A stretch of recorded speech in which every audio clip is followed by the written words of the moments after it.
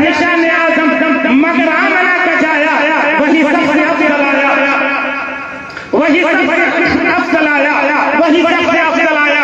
इस शेर का मफहूम समझने के लिए आज के मैं 2 मिनट में इस शेर का मफहूम समझाता हूँ। हजरत ईसा अलैहिस्सलाम को अल्लाह ने हजरत मरियम के पेट से बगैर बाप के पैदा किया। जब हजरत ईसा अलैहिस्सलाम की पैदाइश होती है, हजरत मरियम अपनी गोद में अपने बेटे को उठा करके अपने कबीले की तरफ आते हैं। जब कबीले वालों ने देखा तो कबीले वाले चीख पड़े, तेरा निकाह नहीं हुआ है, तेरी शादी नहीं हुई है, बताओ ये बच्चा किसका है, बताओ ये बच्चा कहाँ से लेकर के आई है, तेरा निकाह भी नहीं हुआ है, तेरी शादी भी नहीं हुई है। कबीले वालों ने कहा, जब ये कहा हजरत मरियम खामोश है, कुछ नहीं बोल रही है। कबीले वालों ने कहा, मरियम तेरे खानदान में कोई बदकार नहीं था, तेरे खानदान में कोई बदकार नहीं था, तेरे खानदान में कोई बदकार नहीं था, नबूवत और विलायत के चश्मे तेरे खानदान में फूटते हैं। हजरत ज़करिया अलैहिस्सलाम तेरे खालू अल्लाह के नबी है, तेरे वालिद हजरत इमरान अल्लाह के वली है, तेरी माँ भी बड़ी नेक खातून है।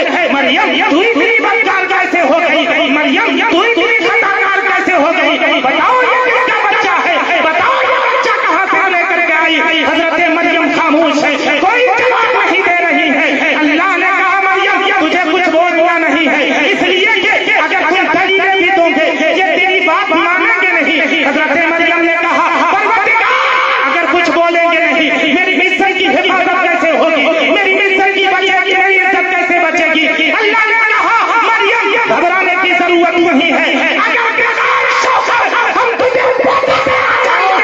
तो तेरी इज्जत को भी बचाना हम जानते हैं, घबराने की जरूरत नहीं है। जब कबीले वाले सवाल करे, मरियम बेटा किसका है, बच्चा कहाँ से लेकर के आई है, तो इसी बच्चे की तरफ इशारा कर देना, इसी बच्चे से पूछ ले ये कौन है, ये कहाँ से आया है, ये किसका बेटा है। हजरत मरियम ने कहा, परवरदिगार क्या ये बच्चा बोलेगा। अल्लाह ने कहा, हाँ ये बच्चा जरूर बोलेगा। अब हजरत मरियम से फिर वही सवाल हो रहा है, मरियम बता ये बेटा किसका है, ये बच्चा कहाँ से लेकर के आई है, ये बेटा किसका है। हजरत मरियम ने बच्चे की तरफ इशारा कर दिया, इसी बच्चे से पूछ ले ये कौन है, ये किसका बेटा है। कबीले वालों ने कहा, मरियम क्या तू हमें बेवकूफ समझती है, क्या तू हमें बेवकूफ जानती है, क्या कहीं 2 दिन का बच्चा भी बोलता है, क्या 2 दिन का बच्चा भी जवाब देता है। हजरत मरियम ने कहा, हाँ ये बच्चा जरूर बोलेगा, अगर बच्चा नहीं बोला समझ लेना मरियम खताकार है, समझ लेना मरियम बदकार है, और अगर बच्चे ने जवाब दे दिया तो समझ लेना मरियम खताकार नहीं है, मरियम बदकार नहीं है। अब कबीले वाले बच्चे की तरफ मुखातब हुए, बच्चा बता तू कौन है, तू किसका बेटा है। अल्लाहू अकबर। हजरत ईसा अलैहिस्सलाम ने क्या जवाब दिया, मेरी मां पे तोहमत लगाने वालों, मेरी मां को खताकार बदकार कहने वालों, सुनो सुनो, मैं अल्लाह का नबी हूँ, अल्लाह ने मुझे रसूल बना करके भेजा है, अल्लाह ने मुझे नबी बना करके भेजा है।